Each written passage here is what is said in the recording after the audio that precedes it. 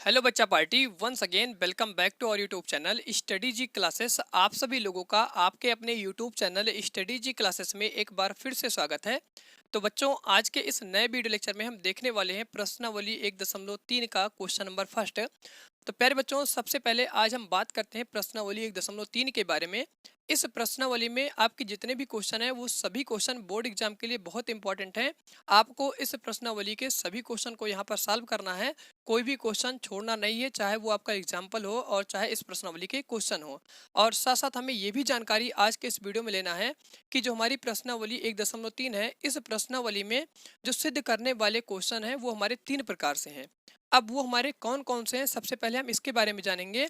और साथ साथ उसके बाद ये भी जानेंगे कि जो हमारा फर्स्ट टाइप का यहाँ पर क्वेश्चन है वो किस प्रकार से सिद्ध किया जाता है, और जो सेकंड टाइप का क्वेश्चन है वो कैसे सिद्ध करेंगे, और जो थर्ड टाइप का क्वेश्चन है वो कैसे सिद्ध करेंगे। तो इन तीनों टाइप के क्वेश्चन के बारे में आपको सीख लेना है। अगर आपको इन तीनों टाइप के क्वेश्चन के बारे में अच्छी तरह से यहाँ पर जानकारी हो जाती है कि इन क्वेश्चनों को इसी प्रकार से यहाँ पर सिद्ध करना है, तो आपका अगर कोई भी क्वेश्चन इस प्रश्नावली का बोर्ड एग्जाम में आता है तो आप इन सभी क्वेश्चनों को बड़ी ही आसानी और सरल भाषाओं में आप सिद्ध करके आ जाओगे। आपको कोई भी डाउट नहीं होगा। अगर फिर भी आपको कोई समस्या होती है तो नीचे कमेंट बॉक्स है, आप कमेंट बॉक्स में कमेंट कर सकते हैं। साथ साथ अगर आप यहाँ पे डिस्क्रिप्शन में जाएंगे तो हमारी वहाँ पर आईडी मिल जाएगी, फेसबुक आईडी और इंस्टाग्राम आईडी। वहाँ से आप जाकर के ज्वाइन कर सकते हैं और अपनी समस्याओं का समाधान कर सकते हैं। तो चलिए बच्चों, आज के इस नए वीडियो लेक्चर में सबसे पहले हम देखने वाले हैं कि प्रश्नावली 1.3 में कितने टाइप के क्वेश्चन हैं। सबसे पहले उन क्वेश्चनों के बारे में जानेंगे, उसके बाद हम इस वीडियो लेक्चर में सिद्ध करेंगे फर्स्ट टाइप का क्वेश्चन। जैसा कि यहाँ पर आपको लिखा दिखाई पड़ रहा है, सिद्ध कीजिए √5 एक अपरिमेय संख्या है। ये जो बच्चों हमारा क्वेश्चन होता है, ये फर्स्ट टाइप का क्वेश्चन होता है। अब इनको कैसे सिद्ध करना है वो आज की वीडियो लेक्चर में आप सभी लोगों को पता हो जाएगी। अगर आप सभी लोगों को इसका शॉर्ट ट्रिक चाहिए कि इसको हम किस तरह से शॉर्ट ट्रिक के माध्यम से यहाँ पर सिद्ध करेंगे, तो वो भी आप सभी लोगों को एक अलग से वीडियो बना करके प्रोवाइड कर दिया जाएगा कि शॉर्ट ट्रिक के माध्यम से इन क्वेश्चनों को कैसे सिद्ध करेंगे। तो चलिए प्यारे बच्चों, आज का वीडियो लेक्चर हम स्टार्ट करते हैं। तो बच्चों, यहाँ पर हम सबसे पहले ये जानते हैं कि प्रश्नावली 1.3 में कितने टाइप के टोटल क्वेश्चन हैं। तो यहाँ पर हम लिखेंगे प्रश्नावली 1.3।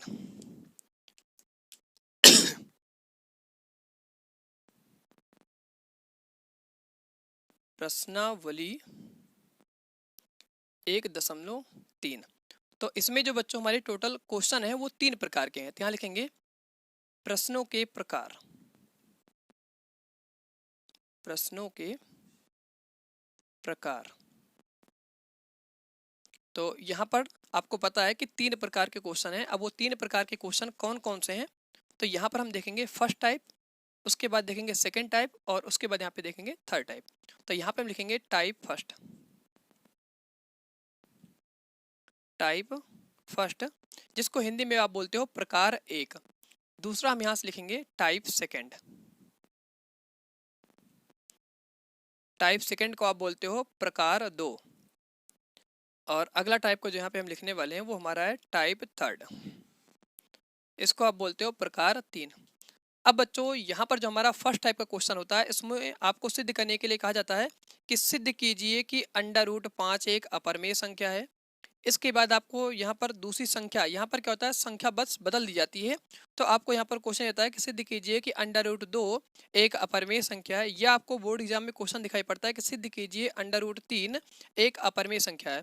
तो इन तीनों संख्याओं में से किसी एक संख्या के बारे में बच्चों आपको सिद्ध करने के लिए मांग लिया जाता है। और यही जो हमारा फर्स्ट टाइप का यहाँ पर क्वेश्चन है, इसी का जो यहाँ पर सिद्ध होता है, ये थोड़ा लेंदी होता है। आपको यहाँ पर बड़े क्वेश्चन को देख करके डरना नहीं है, अगर आप सभी लोग हमारे चैनल से जुड़े हुए हो तो। क्योंकि मैं आप सभी लोगों को इन सभी क्वेश्चनों का जो यहाँ पर प्रूफ करने का तरीका है वो बहुत ही सिंपल और आसान तरीके से कराने वाला हूँ। और आपको जो यहाँ पर लास्ट की लाइन होती है, आप लिखते हो कि हमारे द्वारा मानी गई कल्पना वो त्रुटिपूर्ण रूप से गलत है, तो ये भी लाइन आपको हमारे इस चैनल से अगर आप स्टडी कर रहे हो तो आपको रटने की कोई ज़रूरत नहीं है। मैं आप सभी लोगों को इन सभी क्वेश्चनों का जो लिखने का यहाँ पर तरीका होता है वो भी साथ साथ बताते चलूंगा कि आपको किस प्रकार से यहाँ पर लिखना है। क्योंकि हमारे चैनल से अगर आप सभी लोग स्टडी कर रहे हो तो आपको किसी भी चीज़ की रटने की जरूरत नहीं है। आपको सिर्फ क्वेश्चन का यहाँ पर कंसेप्ट समझना है और साथ साथ प्रोसीजर समझना है कि इन टाइप के क्वेश्चनों को किस प्रकार से हम सिद्ध करते हैं। तो चलिए अब हम यहाँ पर देखते हैं टाइप नंबर सेकेंड। तो यहाँ पर बच्चों हम देखेंगे टाइप नंबर सेकंड में तो टाइप नंबर सेकंड में जो हमें क्वेश्चन दिखाई पड़ता है वो कुछ इस प्रकार से दिखाई पड़ता है, 3 + √2। या तो इस टाइप का क्वेश्चन दिखाई पड़ता है, या तो हमें क्वेश्चन दिखाई पड़ता है 4 + यहाँ से हो जाएगा 3√2। इस टाइप का क्वेश्चन होता है। तो ये बच्चों हमारा क्या होता है, ये सेकंड टाइप का क्वेश्चन होता है। इस टाइप के क्वेश्चन भी आपको प्रश्नावली में दिखाई पड़ेंगे। अगर हम बात करते हैं थर्ड टाइप के क्वेश्चन, तो थर्ड टाइप के जो बच्चों हमारे यहाँ से क्वेश्चन होते हैं वो भिन्न वाले क्वेश्चन होते हैं, जो कि आपको बटे में दिखाई पड़ेंगे। जैसे यहाँ पर आपका हो जाएगा तीसरी टाइप का क्वेश्चन 1/√2। इस टाइप का क्वेश्चन दिखाई पड़ेगा। या तो आपको क्वेश्चन इस तरह से दिखाई पड़ेगा 3√7। इस टाइप के क्वेश्चन दिखाई पड़ेंगे। तो प्रश्नावली 1.3 में जो आपको क्वेश्चन दिए गए हैं वो टोटल 3 प्रकार के क्वेश्चन है। फर्स्ट टाइप का क्वेश्चन आपका होता है √5, √2, √3। ये बच्चों हमारे फर्स्ट टाइप के क्वेश्चन होते हैं। और सेकंड टाइप का जो हमारा क्वेश्चन होता है, इसमें आपका इस तरह से प्लस या माइनस का आपको साइन लगा हुआ मिल जाएगा। उसमें लिखा रहेगा 3 + √2, या आपको क्वेश्चन दिखाई पड़ेगा 4 + 3 × √2। ये जो हमारे क्वेश्चन होते हैं सेकंड टाइप के होते हैं। और थर्ड टाइप के जो हमारे क्वेश्चन होते हैं वो हमारे भिन्न वाले होते हैं। जैसे यहाँ पे लिखा गया है 1/√2, ये आपको दिखाई पड़ेगा 3 × √7। तो ये हमारे थर्ड टाइप के क्वेश्चन है। इसमें जो प्रूफ करने का सबसे लेंदी प्रोसीजर होता है वो फर्स्ट टाइप के क्वेश्चन का होता है। अब इन क्वेश्चनों को मैं आप सभी लोगों को स्टेप बाय स्टेप कराने वाला हूँ। सिर्फ आपको याद रखना है कि फर्स्ट स्टेप में कैसे इसको प्रूफ करेंगे और सेकंड स्टेप कैसे लेकर के चलेंगे। तो फर्स्ट स्टेप के माध्यम से हम क्या करते हैं, सेकंड स्टेप लेकर के चलते हैं। उसके बाद फर्स्ट और सेकंड का यहाँ पर हम मेन कंक्लूजन निकालने के बाद में जो लास्ट की 3 या 4 लाइनें होती है उसी को हम क्वेश्चन के माध्यम से यहाँ पर लिखते हैं। अब आपको यहाँ पर रटने की कोई जरूरत नहीं है अगर चैनल के साथ बने हुए हो तो। और थर्ड और जो यहाँ पर हमारा सेकंड टाइप, इन सभी का जो यहाँ पर प्रूफ करने का तरीका होता है वो इनसे छोटा होता है। तो ये भी मैं आपको बड़े ही सिंपल और आसान तरीके से सिद्ध करा दूंगा। तो चलिए प्यारे बच्चों, अब हम यहाँ से देखते हैं प्रश्नावली 1.3 का क्वेश्चन नंबर फर्स्ट। यहाँ पर हमारा लिखा गया है सिद्ध कीजिए √5 एक अपरिमेय संख्या है। तो अब इन क्वेश्चनों को कैसे सिद्ध करना है, तो बच्चों यहाँ पर आपको सबसे पहले याद रखना है कि अगर कोई भी क्वेश्चन में इस तरह से लिखा मिलता है कि सिद्ध कीजिए कि √5 एक अपरिमेय संख्या है, तो अगर यहाँ पर अपरिमेय के बारे में कह रहा है तो इस क्वेश्चन को सिद्ध करने का जो हमारा सबसे पहला कंसेप्ट निकल के आता है कि जो यहाँ पर बोला गया है आपको उसका जस्ट उल्टा मान लेना है। अगर यहाँ पर अपरिमेय बोला गया है तो आपको ये मान के चलना है कि जो हमारा √5 है वो एक परिमेय संख्या है। अब यहाँ पर हम क्या करते हैं, थोड़ा सा स्पेस करने के बाद आपको इसको प्रूफ कराते हैं। तो चलिए, इसको आप नोट करना है तो नोट कर सकते हैं, नहीं तो आप इसका स्क्रीनशॉट ले सकते हैं। तो चलिए बच्चों, अब हम यहाँ से देखने वाले हैं प्रश्नावली 1.3 का क्वेश्चन नंबर फर्स्ट का यहाँ पर सॉल्यूशन, कि इस क्वेश्चन को हम किस प्रकार से यहाँ पर सिद्ध करने वाले हैं। तो बच्चों सबसे पहले यहाँ पर हम देखते हैं क्वेश्चन नंबर फर्स्ट को। तो यहाँ से हमारा क्वेश्चन नंबर फर्स्ट लिखा गया है सिद्ध कीजिए √5 एक अपरिमेय संख्या है। तो प्यारे बच्चों, इस क्वेश्चन नंबर फर्स्ट में आपको बताया गया है कि √5 हमारी क्या है, एक अपरिमेय संख्या है। तो बच्चों जब भी इस क्वेश्चन को आपको सिद्ध करना हो कि √5 एक अपरिमेय संख्या है, तो आपको जो क्वेश्चन में बोला गया है उसका जस्ट यहाँ पर उल्टा मान लेना है। अगर इस प्रकार का कोई भी क्वेश्चन आपको दिखाई पड़ता है कि √5 हो गया या √2 हो गया या √3 हो गया एक अपरिमेय संख्या है, तो आपको उसका उल्टा जस्ट यहाँ पर मान के चलना होता है, जिससे हम क्वेश्चन को बड़े ही आसानी तरीके से सिद्ध कर पाते हैं। तो यहाँ पर अब हम वही लिखने वाले हैं जो कि हमारा यहाँ से होगा स्टेप नंबर फर्स्ट। और साथ साथ आपको यहाँ पर स्टेप्स याद रखने हैं, क्योंकि ये स्टेप अगर आपको याद रहेंगे तो ये क्वेश्चन बड़ी आसानी से आप यहाँ पर प्रूफ कर पाओगे। आपको कोई भी चीज़ रटने की जरूरत नहीं पड़ेगी। तो यहाँ पर अब हम लिखते हैं सबसे पहले स्टेप नंबर फर्स्ट, और यहाँ पर हम देखेंगे कि स्टेप नंबर फर्स्ट हम किस प्रकार से सॉल्व करने वाले हैं। आपको स्टेप्स जरूर याद रखना है। स्टेप अगर आप याद रखोगे तो आप किसी भी क्वेश्चन में फंसोगे नहीं, चाहे जैसा क्वेश्चन हो। अगर आपको इस टाइप का क्वेश्चन है तो आप आसानी से प्रूफ कर पाओगे। अगर मान लीजिए यहाँ पर सेकंड टाइप का क्वेश्चन होता है तो वो भी आप बड़े ही आसानी से प्रूफ कर पाओगे। तो बच्चों अब हम यहाँ पर क्या करेंगे, क्वेश्चन में बोला गया है कि √5 एक अपरिमेय संख्या है। तो सबसे पहले यहाँ पर हम लिखेंगे कि माना, ये हम अपने मन से मान रहे हैं इसीलिए यहाँ पर लिखेंगे माना √5 एक परमेय संख्या है, परमेय संख्या है। अब बच्चों अगर ये हमारी एक परमेय संख्या है तो इसको हम p/q के रूप में लिख सकते हैं, क्योंकि बच्चों आप सभी लोगों को पता है कि कोई भी अगर परमेय संख्या होती है तो बटे में लिखी जा सकती है। और साथ साथ आप ये जानते हो कि जो हमारा q होता है वो कभी भी 0 नहीं होता है। तो यहाँ पर मैं आप सभी लोगों की बार रिमाइंड करता हूँ कि अगर कोई भी इस परमेय संख्या है तो उसको आप p/q के रूप में लिख सकते हो। जनरली किताबों में क्या होता है a/b के रूप में दिखाते हैं, या इसको m/n के रूप में दिखाते हैं, तो आप किसी भी रूप में दिखा सकते हो। अगर कोई भी परिमेय संख्या है तो उसको हम बटे में व्यक्त करते हैं। और अगर यहाँ पर आप p/q के रूप में दिखा देते हो तो यहाँ पर क्या होता है कि q नॉट इक्वल टू 0 होता है। अगर आप इसको a/b के रूप में दिखाते हो तो जो यहाँ पर नीचे होता है उसमें लिखते हो कि ये कंडीशन होती है परिमेय संख्या की कि जो हर होता है वो कभी भी 0 नहीं होता है। तो यहाँ पर लिखेंगे b नॉट इक्वल टू 0 हो जाएगा। और अगर इसकी बात करेंगे तो यहाँ पर हो जाएगा n नॉट इक्वल टू 0। ये परिमेय संख्या की यहाँ पर कंडीशन होती है। इस कंडीशन को आपको याद रखना है। ऊपर जो p की और यहाँ पर a की और m की वैल्यू होती है ये 0 हो सकती है, लेकिन जो नीचे की यहाँ पर वैल्यू होती है q, b और n ये कभी भी 0 नहीं हो सकते हैं। अगर यहाँ पर नीचे वाला जो हमारा हर है अगर इसका मान 0 हो जाएगा तो इन सभी संख्याओं का मान कितना हो जाएगा, अनंत हो जाएगा। इसीलिए यहाँ पर ये कंडीशन होती है कि कोई भी परिमेय संख्या है तो वो उसका जो यहाँ पर हर वाला मान होता है q, b, n वो कभी भी 0 नहीं होता है। अगर इसके बारे में आपको स्टडी करना है तो जब आप क्लास 11 में पहुंचोगे तो आपको यहाँ पर अनंत संख्याओं के बारे में स्टडी कराई जाएगी। फिलहाल जो हमारा क्लास 10th का सिलेबस है उसमें वास्तविक संख्या का सिलेबस होता है, तो हम अपने सिलेबस के अकॉर्डिंग यहाँ पर चलने वाले हैं। अब बच्चों जब हमने इसको ऐसा मान लिया है तो अब हम क्या करेंगे, यहाँ पर p और q के बारे में बताएंगे कि p और q हमारी यहाँ पर कैसी संख्याएं हैं। क्योंकि ये तो हमारी परिमेय संख्या है तो आगे ये भी बताना पड़ेगा कि हमारी जो p है वो किस प्रकार की संख्या है और जो हमारा q है ये किस प्रकार का संख्या है। क्योंकि आप सभी लोग ये भी जानते हो कि संख्या यहाँ पर कुछ भी हो सकती है, अगर वो बटे में लिखी गई है इस रूप में है तब इसको हम क्या बोलते हैं, परिमेय संख्या बोलते हैं। लेकिन यहाँ पर ये नहीं पता है कि जो हमारा 2 है वो किस प्रकार की संख्या है और यहाँ पर जो हमारा 3 है वो किस प्रकार की संख्या है। तो इन संख्याओं के बारे में बताना होता है। तो आगे यहाँ से हम इसके बाद लिख देंगे यहाँ पर जहां p और q, अब इसको यहाँ पे इरेज करते हैं। यहाँ पे आगे लिखेंगे जहां p और q सह अभाज्य संख्या है, सह अभाज्य संख्या है। अब बच्चों जिन बच्चों को ये नहीं पता है कि हमारी सह अभाज्य संख्या क्या होती है तो इसके प्रीवियस वीडियो लेक्चर में मैंने आप सभी लोगों को सह अभाज्य संख्या के बारे में स्टडी कराया हुआ है। तो आपको लिंक इस वीडियो के नीचे डिस्क्रिप्शन बॉक्स में मिल जाएगा, आप जा करके अच्छी तरह से सह अभाज्य संख्या के बारे में स्टडी कर सकते हो। अगर आपको सह अभाज्य संख्या के बारे में जानकारी नहीं रहेगी तो आप इस क्वेश्चन को अच्छी प्रकार से यहाँ पर प्रूफ नहीं कर पाओगे और ये वीडियो अगर आप देख रहे हो तो आपको ये वीडियो समझ में भी नहीं आएगी। तो सबसे पहले आपको यहाँ पर सह अभाज्य संख्या के बारे में स्टडी कर लेना है। क्योंकि बच्चों ये हमारा जो चैप्टर नंबर 1 चल रहा है वास्तविक संख्या, उसका ये हमारा समझ लीजिए लास्ट से सेकंड हमारे ये अंतिम प्रश्नावली चल रही है। ये प्रश्नावली बहुत इंपॉर्टेंट है बोर्ड एग्जाम के लिए। तो बच्चों यहाँ पर आपको ये समझ आ गया होगा कि जो हमारा p और q है ये कैसी संख्याएं हैं, सह अभाज्य संख्याएं हैं।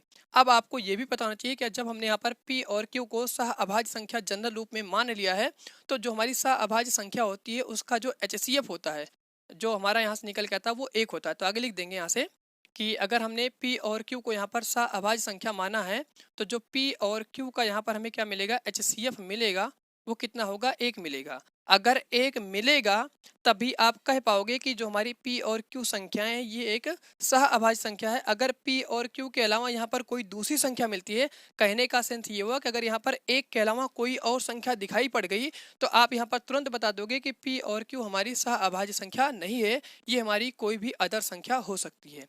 तो यहाँ पर आपको ये कंसेप्ट अच्छी तरह से याद रखना है। अब बच्चों इसके बाद हमें इस प्रोसीजर को कैसे यहाँ पर आगे सॉल्व करना है वो चीज़ यहाँ पर हम समझते हैं। तो आगे ये भी आपको लिख देना है कि अगर ये परिमेय संख्या है तो आप जानते हो कि q की वैल्यू कभी भी 0 नहीं होती है, कंडीशन आपको यहाँ पे डाल देना है। अब इसके बाद बच्चों हम क्या करेंगे, यहाँ पर इसका दोनों पक्षों में वर्ग कर देंगे। वर्ग हम क्यों करेंगे, क्योंकि यहाँ पर रूट चल रहा है तो रूट को खत्म करने के लिए हम दोनों पक्षों में वर्ग करते हैं। तो आगे यहाँ से लिखेंगे दोनों पक्षों का वर्ग करने पर, तो जब हम यहाँ पे इसका वर्ग कर देंगे तो हो जाएगा √5 पूरे का होल स्क्वायर इक्वल टू यहाँ से जाएगा p/q पूरे का होल स्क्वायर। अब इसको यहाँ पर हम थोड़ा सा सिंप्लीफाई करेंगे तो यहाँ पर हम लगाएंगे इम्प्लाइज का साइन। इसका मतलब बच्चों क्या होता है कि आगे प्रोसीजर सॉल्व किया जा रहा है। तो आपको पता है कि स्क्वायर से हमारा क्या हो जाएगा, ये रूट खत्म हो जाएगा। तो यहाँ पर हम इसको कट कर देंगे, स्क्वायर से रूट हमारा खत्म हो जाएगा। तो यहाँ से कितना मिलेगा आपको, 5 मिल जाएगा। तो आगे हम यहाँ पर लिखेंगे 5 और आपको पता है कि यहाँ पर p है और q है तो इसका स्क्वायर हम अलग अलग यहाँ पर कर देंगे। तो यहाँ पर ये हमारा हो जाएगा p का स्क्वायर और यहाँ से हो जाएगा ये q का स्क्वायर। अब हम क्या करेंगे, इसका तिर्यक गुणा कर देंगे।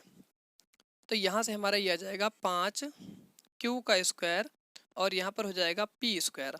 अब इसके बाद बच्चों हमें यहाँ पर क्या करना है, हमें क्यू स्क्वायर की वैल्यू निकालनी है। तो क्यू स्क्वायर की जब हम वैल्यू निकालेंगे तो यहाँ पर हम क्यू स्क्वायर को रोक लेंगे और 5 इसके नीचे विभाजन में आ जाएगा। तो यहाँ पर हम लिखेंगे पी स्क्वायर बटे यहाँ से हो जाएगा 5। ये हमारा हो जाएगा बच्चों समीकरण नंबर फर्स्ट, इसको हम यहाँ पर मान लेंगे। अब अगर आपको स्टेप नंबर फर्स्ट में कोई भी समस्या होती है तो नीचे कमेंट बॉक्स है, उसमें आप टाइप कीजिए। आने वाले अगले वीडियो लेक्चर में हम उस समस्या को यहाँ पर कवर कर लेंगे। यहाँ तक आपको अच्छी तरह से स्टेप नंबर फर्स्ट समझ आया होगा। अब इसके बाद आपको यहाँ पर लिखना है कि जो पी स्क्वायर है उसको 5 क्या कर रहा है, विभाजित कर रहा है। तो ये बातें आपको शब्दों में लिख के बतानी है। तो यहाँ पर अब हम लिखेंगे, यहाँ पी स्क्वायर, यहाँ ऐसे लिखेंगे 5 पी स्क्वायर को विभाजित करता है। तो आप सभी लोगों ने बच्चों एक कंडीशन पढ़ी थी या आपने एक प्रमेय पढ़ी थी। उस प्रमेय के बारे में आपको लिंक डिस्क्रिप्शन बॉक्स में मिल जाएगा। उस प्रमेय का नाम था प्रमेय 1.3। तो उस प्रमेय के अनुसार अब हम यहाँ पर लिखने वाले हैं कि 5 क्या करेगा, पी को भी विभाजित करेगा। अगर आप सभी लोगों को प्रमेय 1 के बारे में कोई जानकारी नहीं है तो लिंक आपको डिस्क्रिप्शन बॉक्स में मिल जाएगा। आप जा करके प्रमेय 1.3 के बारे में अच्छी तरह से स्टडी कर सकते हैं। अगर आप उस प्रमेय को बिना पढ़े हुए इस क्वेश्चन को सॉल्व कर रहे हो तो आपका हर स्टेप पर यहाँ पर क्वेश्चन फंसेगा और आपको ये बात समझ नहीं आएगी कि ये लाइन हम कैसे लिख रहे हैं। तो इसीलिए मैं बता रहा हूँ कि मैंने सभी का सेपरेट वीडियो बना दिया है। आपको सबसे पहले उन सभी वीडियो को देख लेना है, उसके बाद आपको यहाँ पर कोई भी लाइन रट्टा मारने की जरूरत नहीं है। जैसे जैसे यहाँ पर कंडीशन लगती जा रही है वैसे वैसे आपको कंडीशन लगा देना है। अब जैसे यहाँ पर आपने फर्स्ट पार्ट में काम किया है उसी प्रकार से हम क्या करेंगे, सेम यही प्रोसीजर अपनाते हुए सेकंड पार्ट में, इसके सेकंड स्टेप में हम काम करने वाले हैं। बस थोड़ा सा वहाँ पर क्या होता है, एक चेंज होता है, वो कंडीशन होती है, उस कंडीशन को मान के चलना होता है। बाकी सेम स्टेप नंबर फर्स्ट के जैसा हमारा वहाँ पर क्वेश्चन सॉल्व होता है। तो आपको ये चीज बिल्कुल ध्यान रखना है। तो अब हम यहाँ से आगे लिखने वाले हैं कि अगर 5 पी स्क्वायर को विभाजित करता है तो 5 पी को भी विभाजित करेगा। तो आगे यहाँ से हम नई लाइन लिख देंगे, 5 पी को भी विभाजित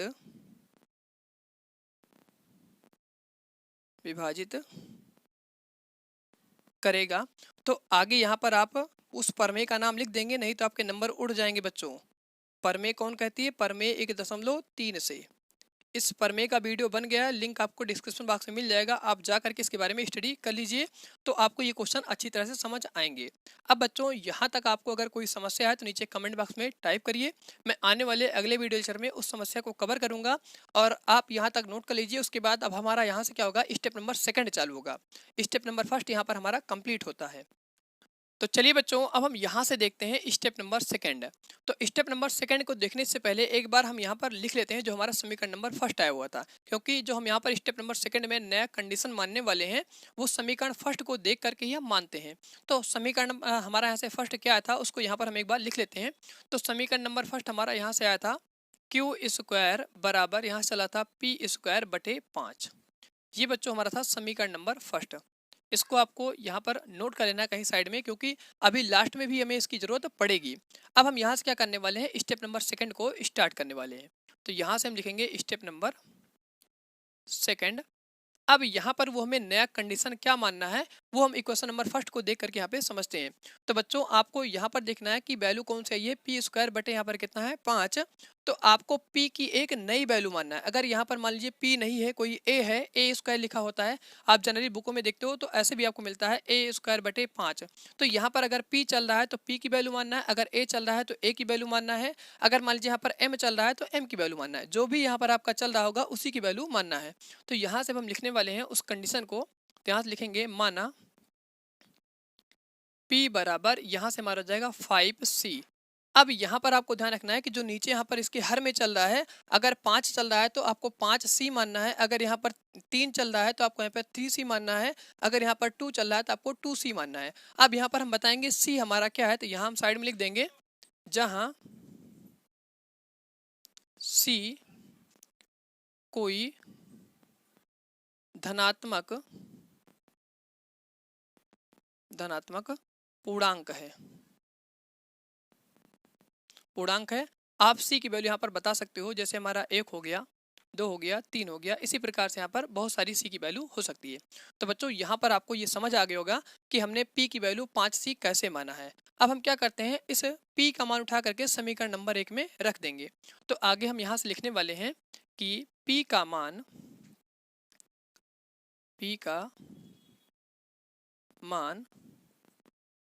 समीकरण 1 में रखने पर,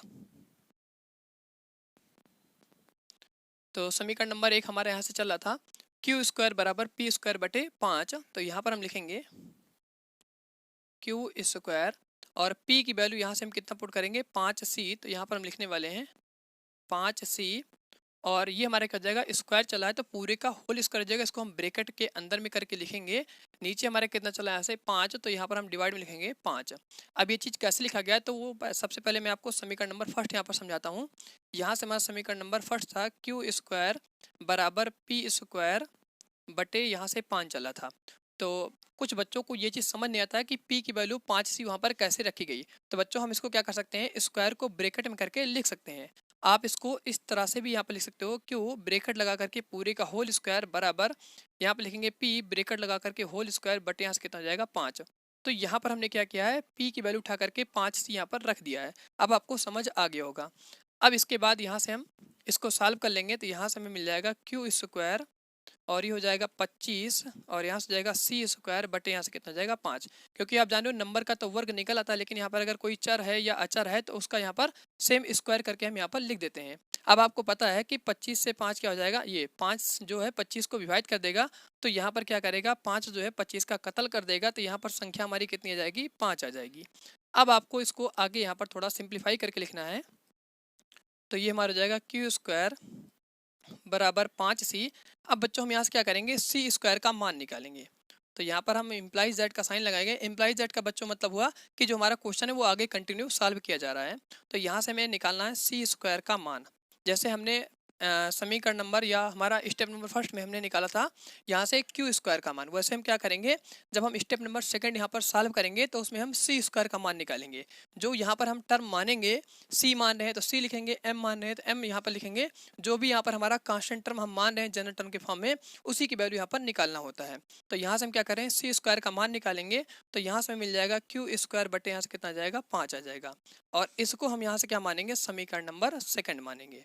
अब बच्चों हम क्या करेंगे, समीकरण फर्स्ट और समीकरण सेकंड की यहाँ पर तुलना करके जो हम यहाँ पर नीचे 3-4 लाइन लिखते हैं वो कैसे लिखना है वो आपको यहाँ पर हम समझाने वाले हैं। तो आप इसको नोट कर लीजिए, उसके बाद हम इन दोनों की यहाँ पर कंपैरिजन करते हैं। तो बच्चों यहाँ पर आप सभी लोगों ने स्टेप नंबर सेकंड को नोट कर लिया होगा। अगर आप सभी लोगों को स्टेप नंबर फर्स्ट या स्टेप नंबर सेकंड में कोई भी डाउट होता है तो नीचे कमेंट बॉक्स में आप कमेंट करके जरूर बताइए। आने वाले अगले वीडियो लेक्चर में वो सारे डाउट, वो सारी समस्याएं आपकी कवर कर ली जाएंगी। अब यहाँ पर बच्चों हम क्या करते हैं, समीकरण फर्स्ट और समीकरण सेकंड का यहाँ पर तुलना करते हैं। तो यहाँ पर अगर हम बात करें समीकरण नंबर फर्स्ट की, तो यहाँ पर आप देख रहे हैं कि पी स्क्वायर को 5 विभाजित कर रहा है। उसी प्रकार से यहाँ पर क्या हो रहा है, समीकरण नंबर सेकंड में क्यू स्क्वायर को 5 विभाजित कर रहा है। तो यहाँ पर जो हमारी संख्या है समीकरण एक में पी स्क्वायर और समीकरण सेकंड में जो हमारी संख्या है क्यू स्क्वायर, इन दोनों संख्याओं को एक ही संख्या विभाजित करें जो कि हमारी यहाँ से है 5। और जैसा कि हमने इसके पहले स्टेप नंबर फर्स्ट में माना था कि जो हमारी संख्या p और q है ये कैसी संख्याएं, एक सह अभाज्य संख्याएं। तो आपको ये भी पता है कि अगर p और q एक सह अभाज्य संख्या है तो इसका जो हमें HCF मिलता है वो 1 मिलता है। 1 के अलावा और कोई भी इसका HCF नहीं प्राप्त होता है। तो हम यहाँ पर बता सकते हैं कि p और q हमारी क्या है, एक सह अभाज्य संख्या है। तो यहाँ पर मैं एक बार लिख देता हूँ कि जो हमारी संख्या p और q थी ये कैसी संख्या थी, एक सह अभाज्य संख्या थी। तो इसका जो HCF मिलेगा वो हमें 1 मिलेगा। और यहाँ पर HCF का मतलब ये होता है बच्चों कि अगर हम p को विभाजित करेंगे तो वो 1 से ही कटेगा और किसी संख्या से नहीं कटेगा। और अगर हम बात करें यहाँ पर q की, तो q भी हमारा 1 से ही कटेगा और कोई संख्या से नहीं कटेगा। जब दोनों संख्याएं एक ही संख्या से कटती हैं तो इन दोनों संख्याओं के समूह को हम क्या कह सकते हैं कि ये दोनों संख्याएं कैसी हैं, एक सह अभाज्य संख्या है। लेकिन आप यहाँ पर देख रहे हैं कि जो हमें यहाँ से समीकरण 1 से प्राप्त हो रहा है और समीकरण 2 से प्राप्त हो रहा है, इसमें पी स्क्वायर को भी क्या कर रहा है, 5 विभाजित कर रहा है। तो आप ये भी जानते हो कि पर में 1.3 से आपने कहा था कि जो हमारा 5 है वो p को भी विभाजित करेगा। और उसी प्रकार से यहाँ पर आप कह सकते हो अगर क्यू स्क्वायर को 5 विभाजित कर रहा है तो 5 क्यू को भी विभाजित करेगा पर में 1.3 से। तो इसका मतलब ये हुआ कि जो हमारी संख्या p है, यहाँ पर जो हमारी संख्या p है और q है, इसको एक संख्या और विभाजित कर रही है। तो यहाँ पर हम लिख देंगे, अब जो ये संख्या हमारी विभाजित करी वो संख्या कौन सी है, 5 है, इसमें भी और इसमें भी। तो इसका एचसीएफ कितना मिल रहा है, एक संख्या और मिल रहा है जो कि हमारा 5 है। तो यहाँ पर हमें क्या मिलता है, इन दोनों संख्याओं का विरोधाभास प्राप्त होता है, जिससे हम यहाँ पर कह पाते हैं कि जो हमारी √5 है वो हमारी एक अपरिमेय संख्या है। तो बच्चों अब हम यहाँ पर वो लाइन कैसे लिखने वाले हैं, तो यहाँ पर हम लिखने वाले हैं, यहाँ P और Q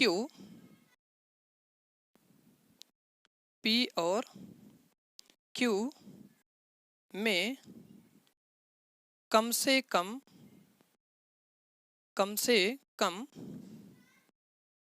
एक उभयनिष्ठ गुणनखंड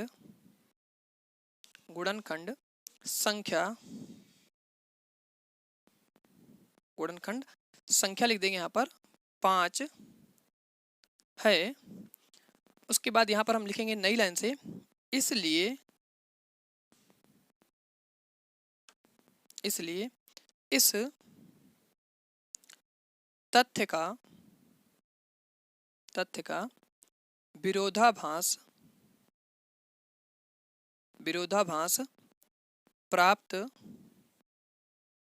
प्राप्त होता है, अतः आगे लिखेंगे यहाँ पर, अतः √5 एक अपरिमेय संख्या है। तो बच्चों यहाँ पर हमारा क्वेश्चन नंबर फर्स्ट प्रश्नावली 1.2 का 1.3 का यहाँ पर कंप्लीट होता है। तो आप सभी लोगों को यहाँ पर ये समझ आया होगा कि किस प्रकार से यहाँ पर हमें लास्ट की लाइन लिखना है। तो हमें समीकरण 1 और समीकरण 2 की तुलना करनी है, और तुलना करने के बाद में आपको यहाँ पर लिखना है कि यहाँ P और Q में कम से कम का मतलब आपको भली बात बच्चों पता है कि इसमें एक गुणनखंड होगा और एक से ज़्यादा भी ले सकते हैं। अगर 2 के बारे में बताया जा रहा है तो आप 2 से ज़्यादा ले सकते हो, इसके बारे में आपको अच्छी तरह से जानकारी है। तो आगे यहाँ पर लिखा गया है एक उभयनिष्ठ गुणनखंड संख्या 5 है, तो आपने ये लिख दिया। इसके बाद आप यहाँ पर वो लाइन लिख रहे हो कि इसलिए इस तथ्य का क्या हो रहा है, विरोधाभास प्राप्त हो रहा है। विरोधाभास आप शब्द इसलिए यूज कर रहे हो क्योंकि हमने यहाँ पर सबसे पहले स्टेप नंबर फर्स्ट में माना था कि P और Q हमारी कैसी संख्या है, वो हमारी एक सह अभाज्य संख्या है। लेकिन आपने लास्ट में देखा स्टेप नंबर सेकंड में कि वो संख्या हमारी सह अभाज्य संख्या नहीं निकली, वो हमारी कोई और संख्या निकल गई। तो इसलिए यहाँ पर हम कहेंगे कि जो हमारा अतः √5 है वो हमारी एक अपरिमेय संख्या है। अगर आप बोर्ड एग्जाम में इतना यहाँ पर लाइन लिख करके चले आओगे तो आपको कंप्लीट नंबर मिल जाएगा, आपके एक भी नंबर यहाँ पर कटने वाले नहीं है। तो बच्चों आप सभी लोगों को आज की वीडियो कैसी लगी नीचे कमेंट बॉक्स में कमेंट करके जरूर बताइए। अगर आप सभी लोगों को वीडियो पसंद आती है तो प्लीज़ वीडियो को लाइक करिएगा, और चैनल पर यार अगर आप पहली बार विजिट कर रहे हो तो चैनल को सब्सक्राइब कर दीजिएगा।